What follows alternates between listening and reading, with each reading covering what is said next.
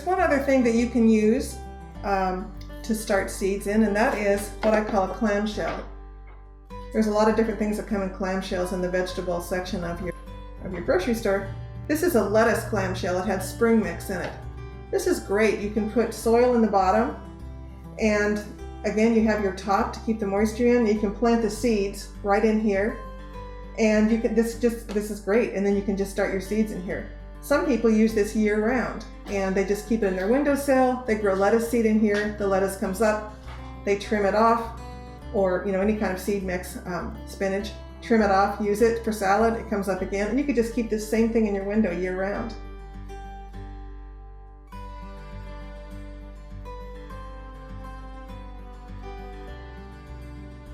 So what do you need to grow vegetables?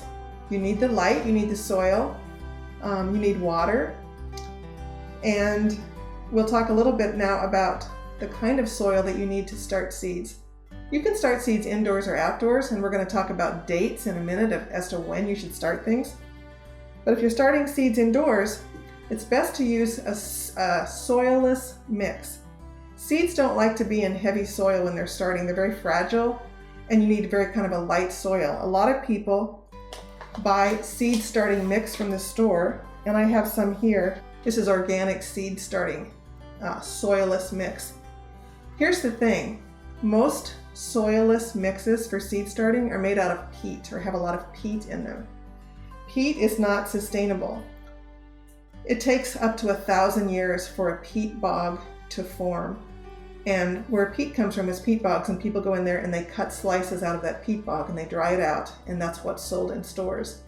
So something that's really sustainable that you can use is called coir, C-O-I-R, and it's coconut fiber.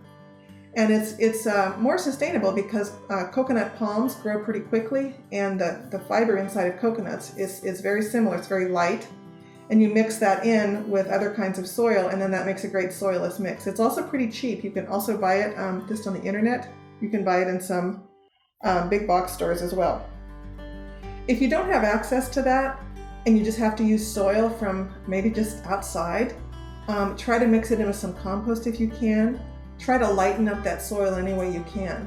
Another way to do that if you're at home and just kind of stuck is to shred newspaper or any kind of paper into a shredder, and just get that as fine as you can and mix that in with your soil. That's going to just loosen it up a little bit.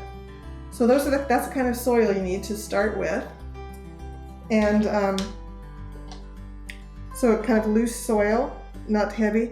It needs to be able to be well drained, so make sure that you have a way for the moisture to get out of the bottom of the soil. So anything that you're starting seeds in, if you can make just a little slit in the bottom, or make sure they have some holes in the bottom so that water can drain out if it gets too much water. Okay,